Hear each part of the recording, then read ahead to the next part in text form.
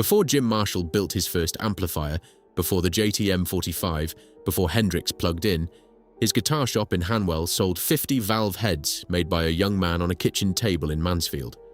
By 1980, that man's company was stocked in 26 countries and manufactured in a purpose-built factory in the Nottinghamshire coalfield, the amp of choice for every pub circuit band in Britain. Then the founder died of cancer, and nobody who came after could hold it together. A Yorkshireman bought the business for £1 and shipped the manufacturing to China. 7 redundancies in a Derbyshire office ended 50 years of British amplifier making. Today, the factory on Cross Drive is a courier depot, and the name Carlsbro is stamped on Chinese-made electronic drum kits sold into schools. This is the story of Stuart Mercer, the coalfield tinkerer who supplied the shop that became Marshall and built the amp that backed a generation of British music. Heavy black vinyl, chrome corners, a glowing green power light that told you the thing was alive. And how everything he made was unmade in a town that would lose its colliery, its hosiery, its metalwork, and its amplifiers, in that order. Not through one catastrophe, through a sequence of reasonable decisions, each one taken a little further from the hands that knew how to do the work. Chapter 1. A kitchen table in Mansfield.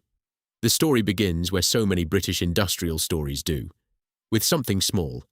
A young man, barely 20, walking out of someone else's workshop at lunchtime on a Saturday in 1959 and never going back. Stuart Mercer was born around 1939 in Nottinghamshire, into the kind of coalfield town where the routes from school led to the pit, the hosiery mill, or a trade. He chose the trade. Television and radio repair, the glamour technology of post-war Britain, and by the late 1950s he was moonlighting in a Mansfield workshop, fixing sets and building small amplifiers on the side for local musicians who couldn't afford London prices. The workshop wasn't his. The tools weren't his. The money, such as it was, went mostly to someone else. "I went for lunch one Saturday and never went back," he told International Musician and Recording World in 1975, when the factory had grown large enough for him to be self-deprecating about its origins. "It wasn't really like me, but I suppose I'd had too much, really." What he had was £20. Profit from a single job, installing an intercom system in an ice cream factory. That was the capital. £20, a newly married wife named Sheila, a council house, and whatever components he could buy with what was left after rent. For the first 3 months, the business returned about £12 a week. Sheila kept the books. Stuart kept the soldering iron. "If it hadn't been for my wife making a careful note of our earnings and expenses," he admitted later, "we'd have been in a real mess." The name came from his grandfather. Edward Mercer had performed under the stage name Carl, family legend in the Kirkby area, has him as a miner who kept a music shop in Hillsborough, Sheffield, though the genealogical record is thin. Stuart added bro purely for sound. No brothers, no relation to Carlsbad, no corporate branding strategy. Just a young man in a council house who thought Carlsbro sounded about right and never got around to changing it. "I've often thought what a silly name it is," he said. "I've often thought of better names since then." The founding date is the one awkwardness, and it tells you something about how the company grew, not by plan, but by accretion. Mercer dated his own full-time start to 1959. The business was formally incorporated as Carlsbro Electronics Limited on September 5, 1962. A 1997 sound-on-sound feature gives 1960. The resolution is simple enough. Stuart built amps out of his house and garage from 1959, moved into rented workshop space in Mansfield around 1961, and registered a company the following year. The early headquarters was 45 Sherwood Street, Mansfield, with the first retail outlet a shop at 4 to 5 Station Street, a Saturday morning amplifier counter for the Mansfield beat group scene, and Mansfield in 1959 was a beat group town, the way every Midlands town was a beat group town. Not Liverpool, not London, but alive with the same electricity. The circuit ran through working men's clubs, variety rooms and the Palais de Danse on Leeming Street, where that same year a talent contest launched the career of a young singer called Bernard Jury. He'd later become Shane Fenton. Later still, Alvin Stardust. But in 1959, he was just a lad from Mansfield who needed an amplifier, and Stuart Mercer was the man who built him one. Those first rigs, a Leak 50-watt amplifier, a home-brewed Carlsbro preamp, a single 12-inch speaker cabinet, were effectively patient zero of the brand. Shane Fenton and the Fentons, formed in Mansfield in June 1960, were the first band to carry the Carlsbro name on stage. The amp that would eventually compete with Marshall & Vox and Selmer started its life powering a teen idols backing group at working men's clubs across the East Midlands. Sutton and Mansfield were coalfield towns. Sutton Colliery, sunk in 1873. Silverhill, 1875. New Hucknall, 1876. Teversall still running. Pretty Polly already established on Unwin Road, making hosiery. Metal Box pressing tins nearby. The labour pool that would eventually staff Carlsbro's factory was the same pool that fed the pits and the mills. Women with steady hands for the assembly benches. Men who could work wood and metal for the cabinet shop. Apprentices who'd have gone down the pit a generation earlier. Stuart Mercer didn't plan to build a company that would employ 100 people. He planned to build amplifiers. The company grew around him the way towns grow around rivers, because the conditions were right and nobody stopped it. By 1965, Carlsbro had 3 employees. The first, named Hire, Barry Selby, joined that year and was still at Mercer's side a decade later. Mercer began buying land on an industrial estate in Kirkby-in-Ashfield, and by 1968, the company had moved into a purpose-built 10,000-square-foot factory on Cross Drive, a short drive from the M1 and from the towns of Sutton-in-Ashfield and Mansfield that gave it its workforce. Local usage uses all 3 names interchangeably because Kirkby and Sutton share the Ashfield district. The factory is Kirkby. The catchment is Ashfield. The story belongs to both. Chapter 2. 50 Heads for Jim Marshall. A plausible reading of Carlsbro's first 10 years would make the company bigger than it was. Stuart Mercer himself was honest enough to correct that. The beat boom was on during these years, and at that time I bitterly regretted that I wasn't big enough to take full advantage of the situation, he told the magazine in 1975. They were fantastic years, but we were really too small. Our gear was in Birmingham at this time and quite a few of the bands were using it, but it hadn't reached London. When London did adopt Carlsbro, it was through the Straubs, an early PA customer who carried Carlsbro gear into venues where the brand had never been seen. Company marketing later claimed Herman's Hermits, the Hollies, the Beatles and the Rolling Stones as 1968 users, and these claims deserve exactly the caution they've received. No album credit, no Top of the Pops footage, no musician's interview has ever confirmed any of them. The likely truth is that Carlsbro branded PA hire gear was scattered around the British club circuit, and the company reasonably claimed the set list that played through it. It's the kind of creative accounting every mid-sized amp maker indulged in during the 1960s, and it matters only because it illuminates the gap between what Carlsbro was, a competent, growing Midlands manufacturer, and what it needed to become to survive. But there is one fact from this period that needs no embellishment, and it is the single cleanest fact in the whole Carlsbro story. Before Jim Marshall built his own amplifiers, before the JTM 45, before Hendrix, before any of it, his guitar shop in Hanwell sold 50 Carlsbro 50-top valve heads, 50 units from a Mansfield workshop, sitting on the shelves of the shop that would become the most famous amplifier brand in the world. Carlsbro was in the prehistory of British rock amplification, feeding the retail channel that would eventually eclipse it entirely. The early cabinet factory was destroyed by fire in the early 1970s. The cause was never fully determined. To this day, we don't really know what caused the blaze, Mercer told the magazine. The fire brigade put it down to an electrical fault, but all the power was turned off from the main switch before we went home. Apparently, there were some old circuits under the floorboards that were still live. That wiped out all our stock and machinery. The fire was underinsured. Mercer diverted the planned expansion capital into new tools rather than a claim fight. A lesser man would have folded. Mercer rebuilt, and by 1975 was building a 21,000-square-foot extension at Kirkby. The product catalogue of this period is Carlsbro's strongest technical legacy. The valve line ran through the CS series mixer amps and guitar heads, the CS40L with its Celestian silver speakers, the CS40-60, the CS60TC with its 2-channel layout, black plexi fascia, EL34 output stage, and Drake and Partridge transformers of the same specification Marshall was using. Premier Guitar's 2012 teardown of a vintage CS60TC described a meticulously built amplifier almost indistinguishable from an early JMP in component quality. The flagships were the 50 top and 100 top heads, the same units Jim Marshall had stocked in Hanwell a decade earlier, now refined and sitting at the top of a range that stretched from practice combos to full PA systems.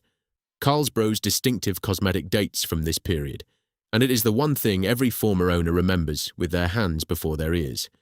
Heavy black vinyl, chrome corners, and the pilot lamp, a glowing green light set into a chrome bezel switch on the front panel, warm and steady, the visual signature of every Carlsbro amp ever built. Plug one in today, 40 or 50 years later, and that green glow still comes up the same way. It's the thing that tells you the amp is alive. Chapter 3.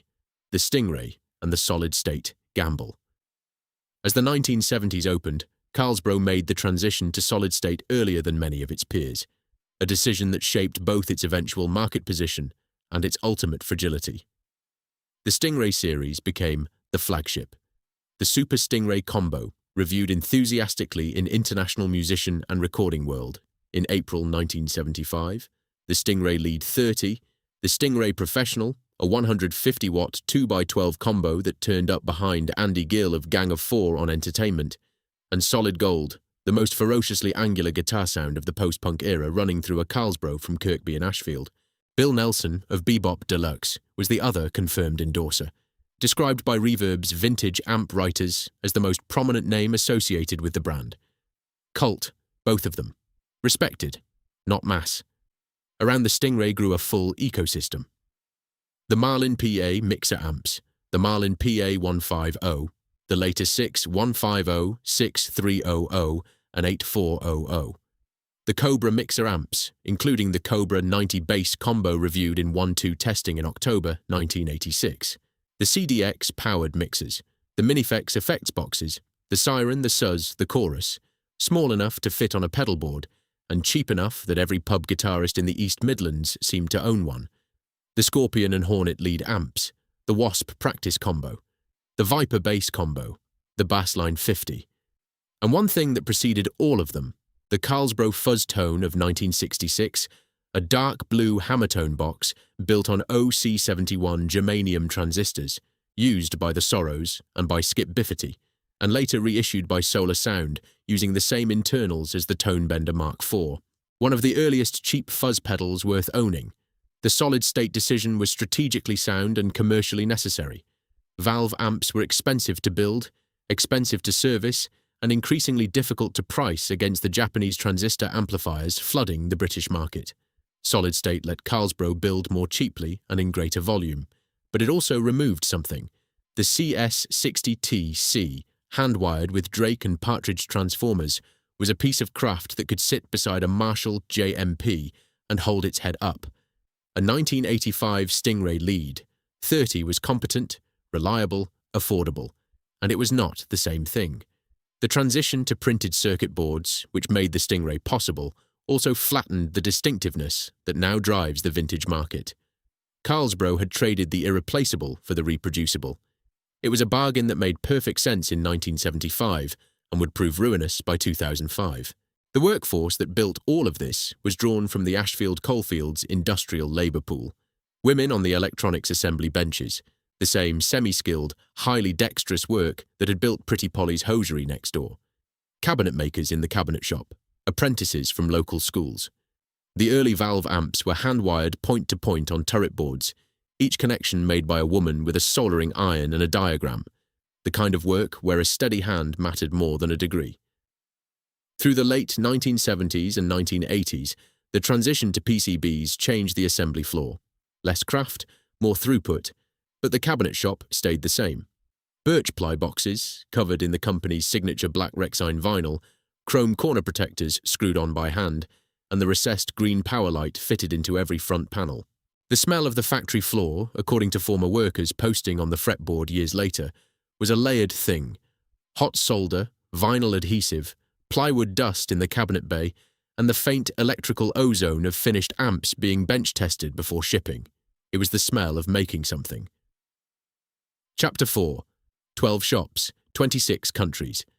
The retail arm grew alongside manufacturing, and is in some ways the more interesting business story because it shows what Carlsbro might have become if the economics had held.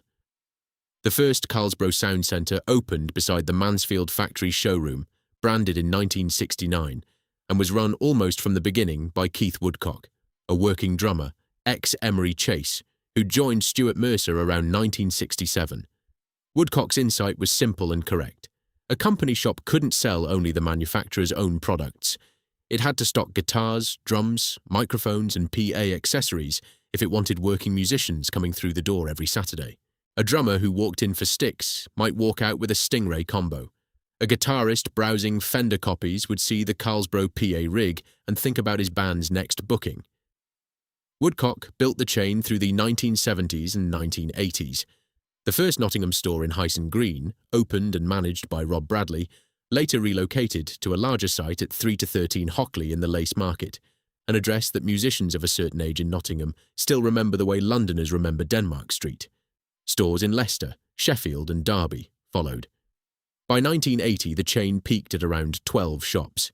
A second-hand gear offshoot traded under the glorious name Play It Again, Sam. Carlsbro's own marketing claimed the brand was stocked by 300 UK retailers and sold in 26 countries. These are the peak numbers. They would never be reached again.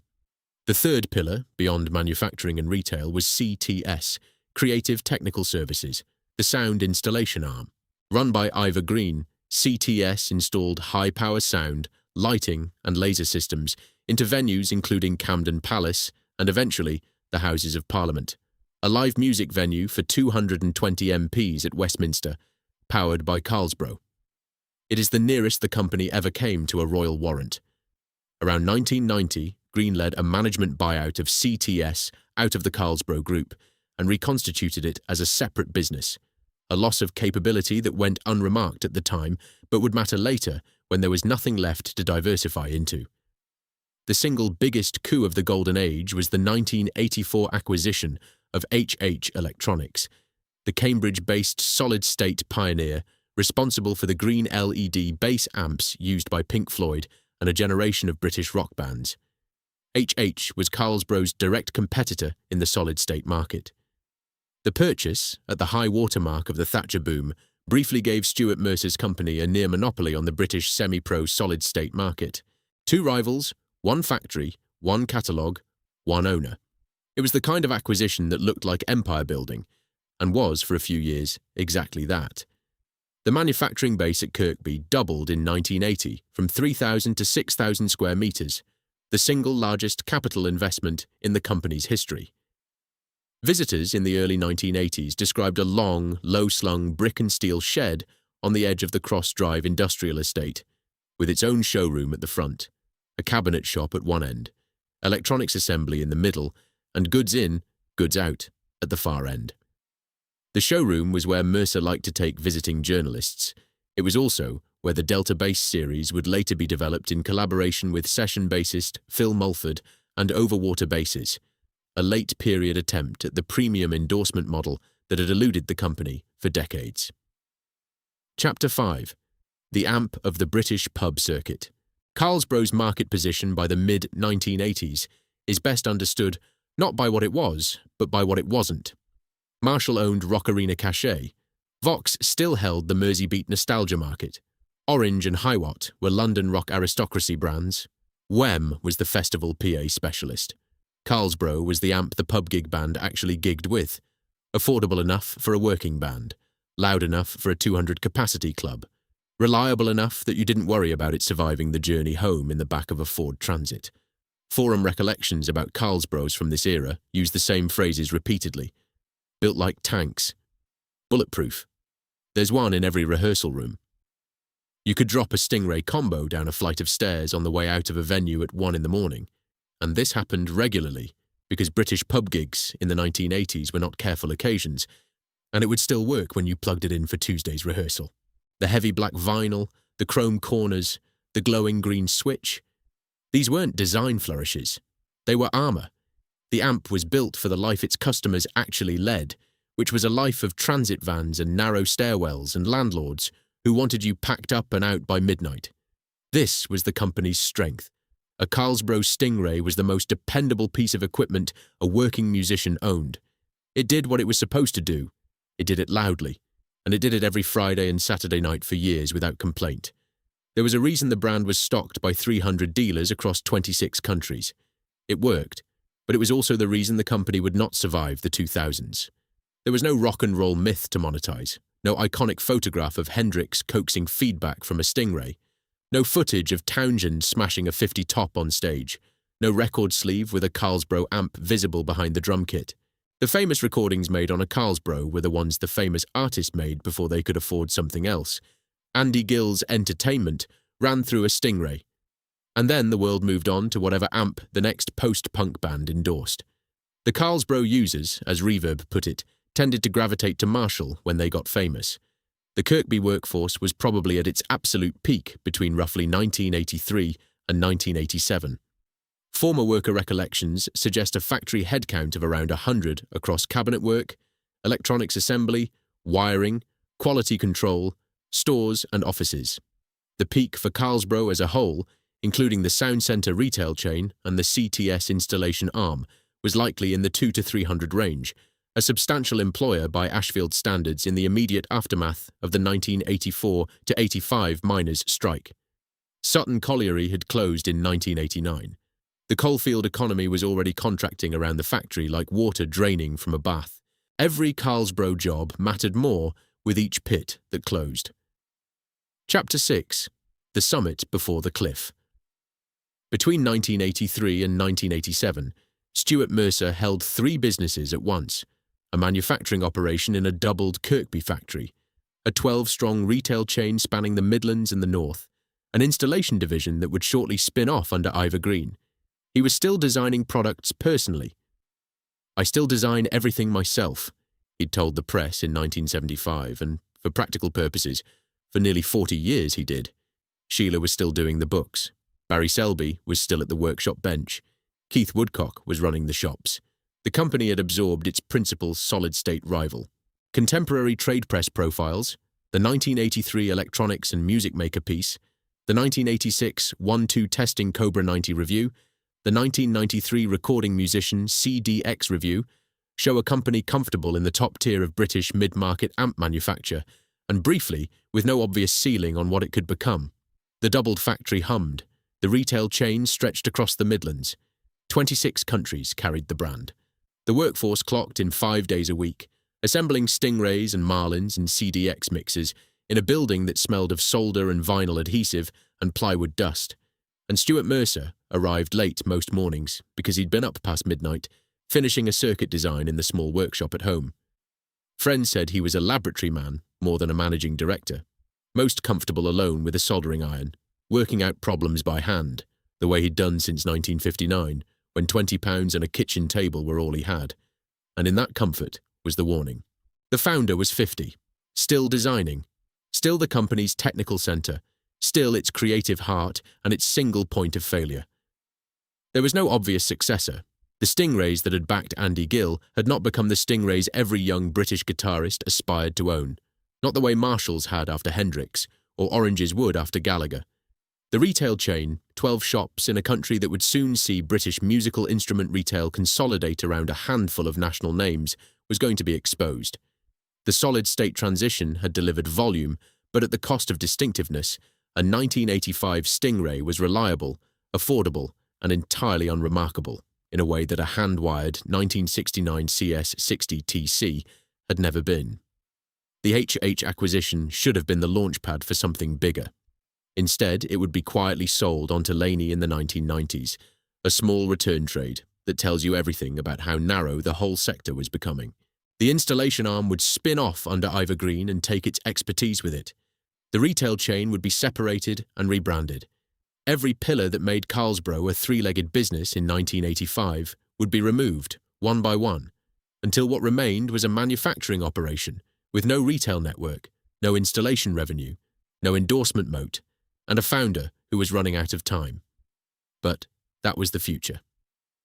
In 1985, standing on the factory floor at Cross Drive with the green pilot lights glowing on a rack of freshly tested Stingrays and the smell of plywood dust drifting in from the cabinet shop, You'd have seen a business that had survived 26 years, a fire, the 1970s recession, and the collapse of the British Beat Group boom. You'd have seen a man who'd built it from nothing, a wife who'd kept the books from the beginning, and a workforce drawn from the same coalfield towns that had supplied miners and hosiery workers for a century. You'd have thought this was something that would last. Stuart Mercer had perhaps 10 years left to live. Chapter 7. Cancer, computers, and containers. Three forces hit Carlsbro simultaneously in the 1990s. Any one of them would have been difficult to manage. Together, they were terminal. The first was the one no business plan can account for. Stuart Mercer was diagnosed with advanced cancer in 1994.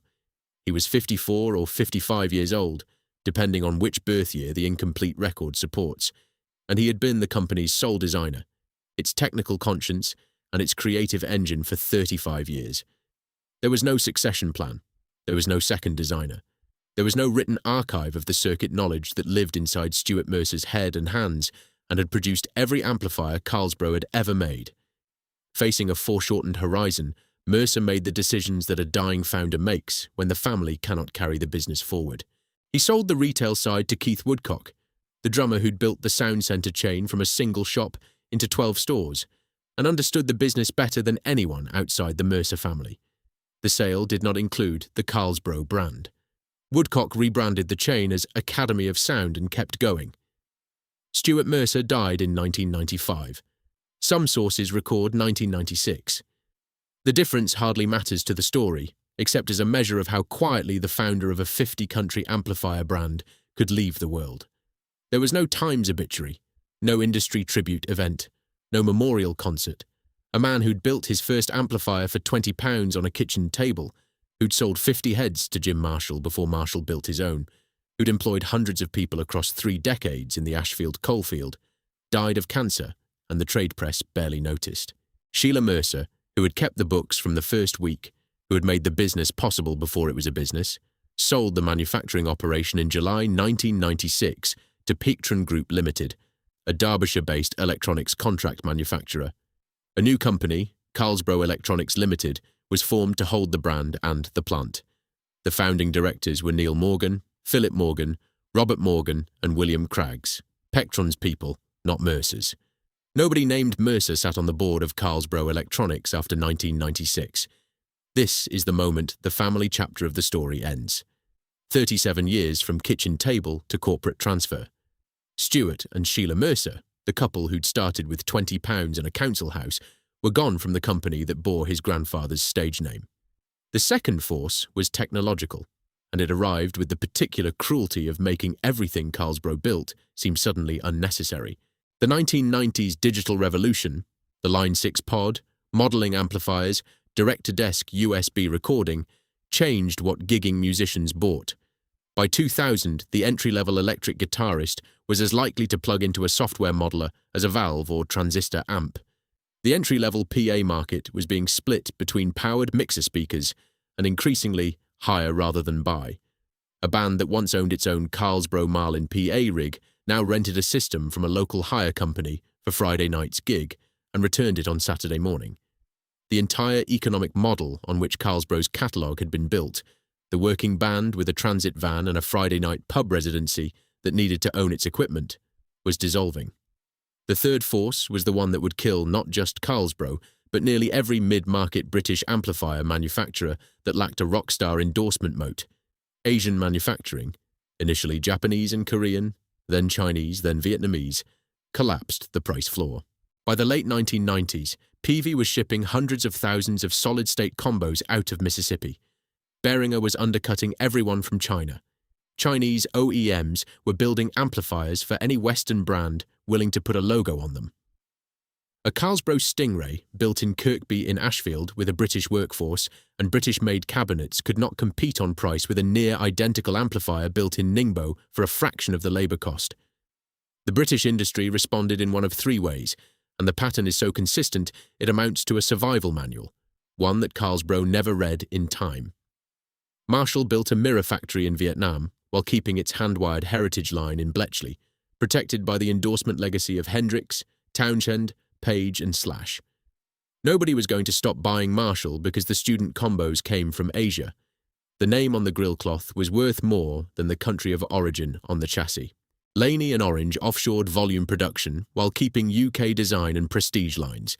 Both leaned on founder-era endorsements, Tony Iommi and Black Sabbath for Laney, Noel Gallagher for Orange. Both kept a living chain from founder to factory to famous player. Vox, having been acquired by Korg in 1992, closed its Wellingborough factory, moved production to Vietnam, and survived on the strength of the AC-30s mythology and the Beatles connection that Carlsbro had only ever claimed in marketing copy. Every survivor had three things: a unique rock royalty endorsement moat, founder or family continuous control during the offshoring transition, and a preserved UK-made prestige line to anchor the brand's premium positioning. By the mid-1990s, Carlsbro had none of the three.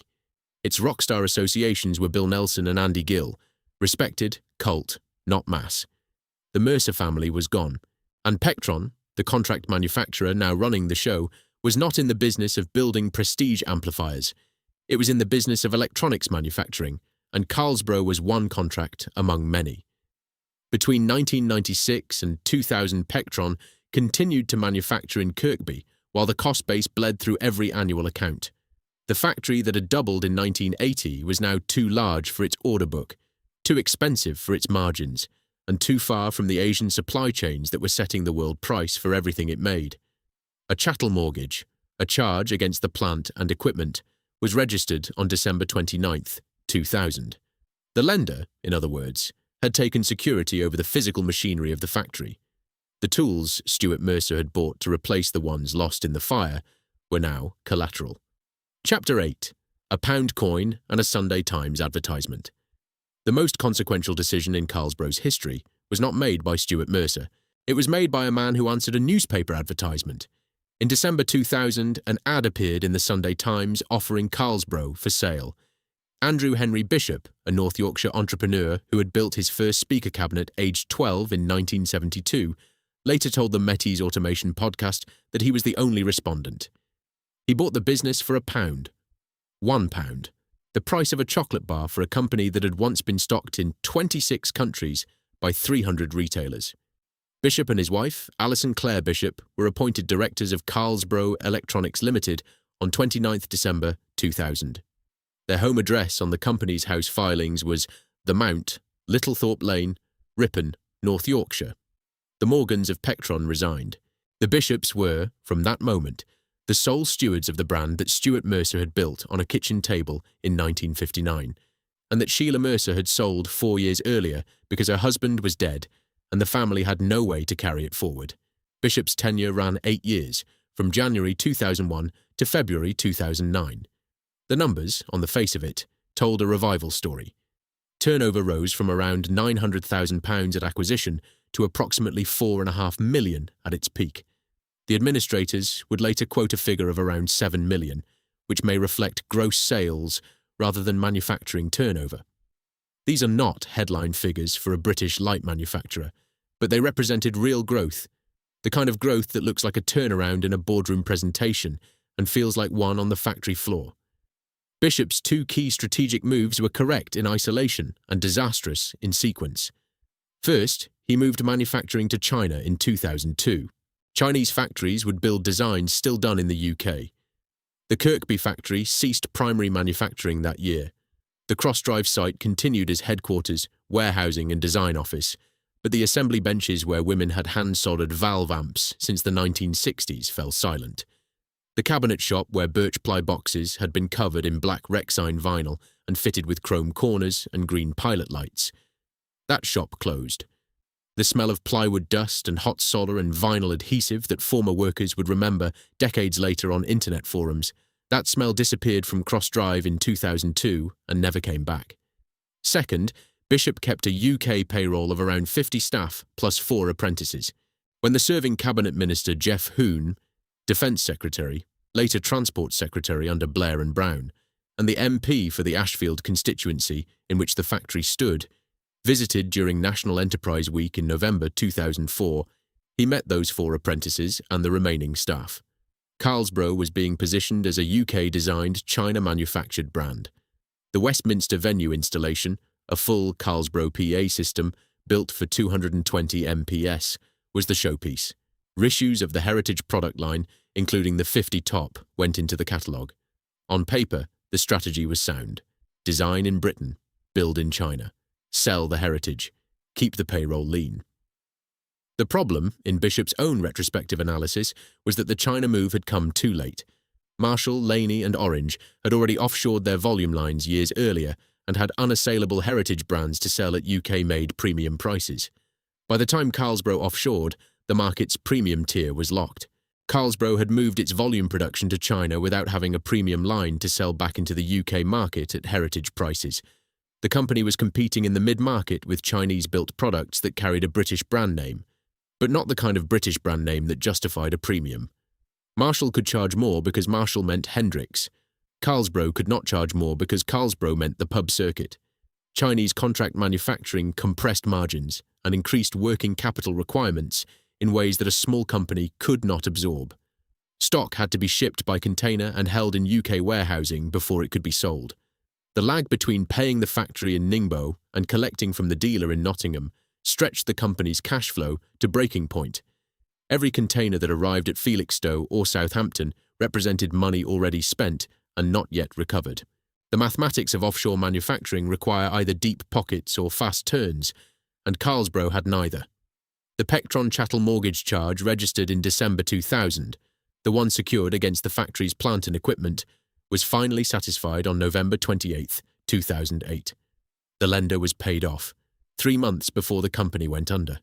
The timing is almost too neat for fiction. The debt cleared just in time for there to be nothing left to save. Chapter 9. 7 redundancies in a Derbyshire office. By late 2008, Carlsbro employed 11 people. Not 100, not 50, 11.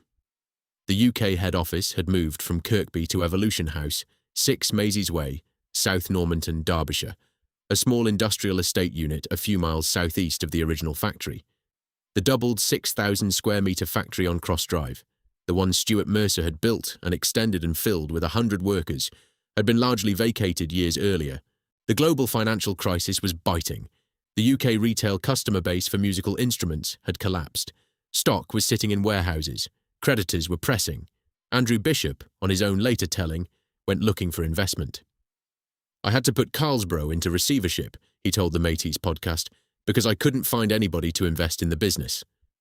Around mid-February 2009, Charles Escott and Ian Schofield, partners at PKF in Leeds, were appointed joint administrators of Carlsbro Electronics Limited. The trade press title MI Pro published a piece on 14th February under the headline "Anger Grows Following Carlsbro Collapse." The headline is significant. It tells you the closure provoked trade creditor fury, not a union dispute. There were not enough workers left for a union dispute. 7 of the 11 remaining staff were made redundant immediately. 4 were redeployed to the company's UK distributor. 7 people. A company that had once employed 200 to 300, that had run 12 shops across the Midlands and the North, that had been stocked in 26 countries, that had sold 50 heads to the shop where Jim Marshall worked, that had been built by a man with £20 and a kitchen table and a grandfather called Carl. That company ended with 7 redundancies in a small industrial estate office in Derbyshire, under an owner who had acquired it for £1 8 years earlier, from a contract manufacturer who had held it for 4 after the founder's widow sold it 14 years before that. The final registered office was 1 Bridgewater Place, Water Lane, Leeds LS 115RU, the administrator's office, not the factory, not the showroom, not Sutton-in-Ashfield, a legal entity that had lived as Orielnish Limited for 3 months in 1996, closed the books on 50 years of British amplifier making. Bishop walked away. His later record suggests he did not collapse with the company. He took consulting work with Wharfdale, Vox and Marshall design teams. In 2016, he founded Bishop Sound Limited in Ripon, a sound reinforcement brand initially serving the Nigerian church market that by 2021 had commissioned a CNC manufacturing line in Ripon itself. One of the few genuinely reshoring British loudspeaker companies of the 2020s is run by the man who closed Carlsbro. Chapter 10. The nameplate goes to Ningbo. The buyer of the Carlsbro brand was Soundking Group of Ningbo, China. This was not a distressed asset vulture picking over a carcass. Soundking was one of China's largest and most established professional audio manufacturers. Founded in August 1988 as the Dongxian Lake Audio Equipment Factory, it had grown under founder Wang Xiangui into a 185,000 square meter campus at Integrity Road, 818, Yinzhou District, Ningbo, with over 2,000 employees. Soundking had supplied professional audio for the 2008 Beijing Olympics and would be the designated PA brand of the CCTV Spring Festival Gala from 2018 to 2021. This was a serious global manufacturer. The company that bought Carlsbro's name was larger, better capitalized, and more technically capable than Carlsbro had ever been. Between 2008 and 2010, Soundking pursued a deliberate strategy of acquiring distressed British audio brands. Studiomaster was acquired in 2008. Kodak Electronics, the prestige British mixing desk maker, had its assets purchased by Wang Xiangui in early 2009, with around $6 million invested. Carlsbro was acquired in 2010, with the relaunch formally announced at Musikmesse Frankfurt in April 2011. The public face of the relaunch was Patrick Almond, marketing manager of Soundking Group Europe. The UK operation was consolidated into a Soundking and Studiomaster office in Milton Keynes. Design notionally remained in the UK. Manufacturing moved to Ningbo. The old company was left to die on paper. Carlsbro Electronics Limited converted from administration to creditors' voluntary liquidation in August 2018. It was formally dissolved on the 11th of December 2018, almost a decade after the administrators walked in. A separate vehicle, Carlsbro Holdings Limited, entered liquidation the same month. The paperwork outlasted the workforce by 9 years. What Soundking promised was a major relaunch. What Soundking delivered was a beginner and education catalogue. The flagship product line under the new ownership is electronic drum kits, the CSD series, from the compact CSD 100 to the CSD 600, targeted at schools and bedroom learners.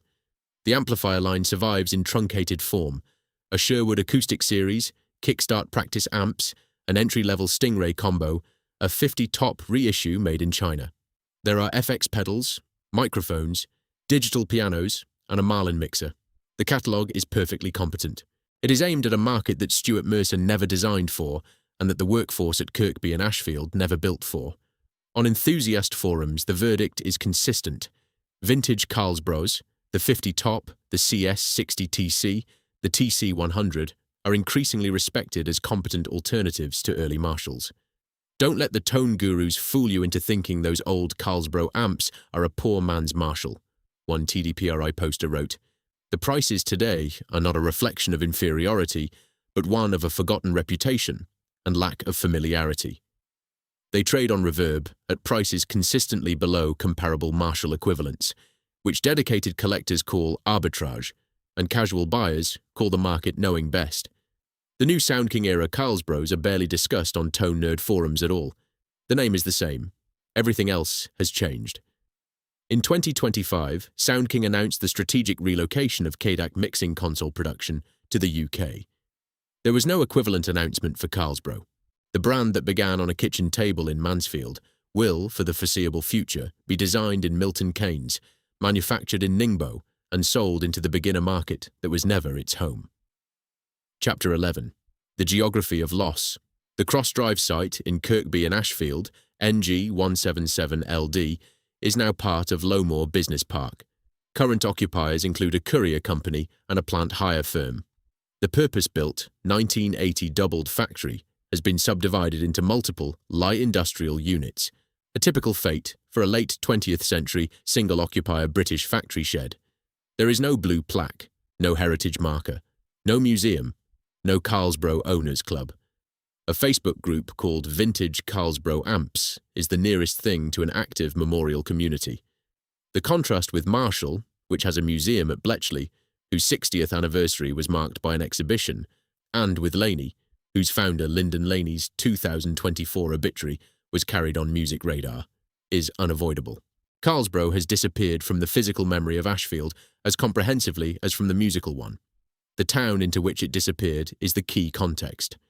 Sutton-in-Ashfield, 2021 census population 36,404. The Ashfield district, roughly 127,000. Its industrial history is legible in a single walk.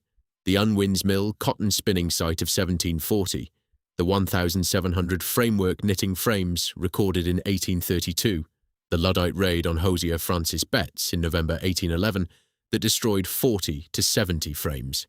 Sutton Colliery, sunk 1873, closed 1989.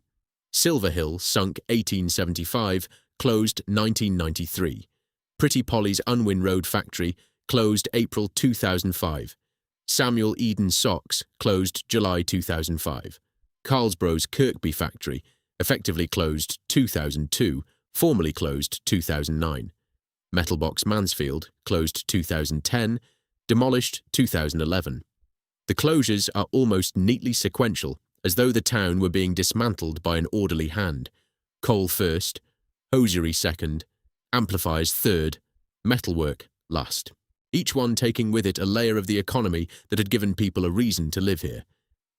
The Ashfield parliamentary constituency voted roughly 70% leave in 2016. Its MP from 2019 is Lee Anderson, born at Kingsmill Hospital, Sutton-in-Ashfield in 1967. A former miner, a former Labour councillor, elected Conservative in 2019. Defected to Reform UK in March 2024, becoming that party's first ever Member of Parliament. Re-elected in July 2024 with 17,062 votes, a majority of 5,508. The Anthony Dufourt sculpture Testing for Gas on the Silver Hill spoil heap is the town's most prominent memorial, and it is a memorial to the coal industry. There is nothing for hosiery, nothing for amplifiers, nothing for any of the things that were made here by the people who lived here. The largest current employer in the immediate area is the Amazon Fulfillment Centre, opened at Summit Park in 2020, promising around 1,000 jobs. In 2021, the government awarded £62.5 million from the Towns Fund for Kirkby and Sutton regeneration, with the centrepiece an automated distribution and manufacturing centre. The structure of the local economy has turned over 3 decades, from coal and hosiery and amplifiers to warehousing, logistics and distribution, from making things to sending them out. Walk down Cross Drive today and you'll find the units clean, the car park tarmacked, the businesses operational. Nothing marks the spot where 100 workers once assembled Stingrays and Marlins and CDX mixers in a building that smelled of solder and vinyl adhesive and plywood dust. The green pilot lights that glowed on 1,000 front panels, the ones you could see from across a dark pub when the band was setting up, the ones that told you the amp was alive. Those lights are off now. The factory that made them is a courier depot. Chapter 12. What remains? Somewhere in a pub back room in the East Midlands, or a rehearsal space in Sheffield, or a community hall in Nottingham, there is a Carlsbro amplifier still working. Heavy black vinyl, scuffed at the corners, chrome protectors dented where it caught the doorframe, on the way out of a venue in 1987. The rec sign peeling slightly at one edge where somebody set a pint glass on it once and forgot. And on the front panel, behind the controls, a small green light in a chrome bezel. Plug it in. Flick the switch. The light still comes up. It was built in Kirkby and Ashfield by women who soldered with the same steady hands their mothers had used at Pretty Polly. It was designed by a man who worked past midnight in a small workshop at home because he couldn't stop thinking about circuits. It was tested on a bench in a factory that smelled of hot solar and plywood dust, packed into a box by someone who lived 10 minutes drive away, and shipped to a music shop where a 20-year-old guitarist bought it because it was the amp he could afford, the one that would survive the transit van and the narrow stairwell and the landlord who wanted him out by midnight. He never became famous. The amp outlasted his band by 30 years. Stuart Mercer didn't plan any of this. He didn't plan the company, the factory, the workforce, the 12 shops, the 26 countries. He planned to build amplifiers. He added Bro to his grandfather's stage name because he thought it sounded about right. He married Sheila and she kept the books. He hired Barry Selby and Keith Woodcock, and they stayed for decades. He built something that worked, in a town where working was the thing you did, and the thing he built was so solidly made that it is still working now, decades after the factory closed. The founder died, the family sold out, The brand went to China, and the workforce dispersed into a coalfield economy that had already lost its coal. The equipment was, in the most literal engineering sense, bulletproof. What was not bulletproof was the economic and cultural structure around it.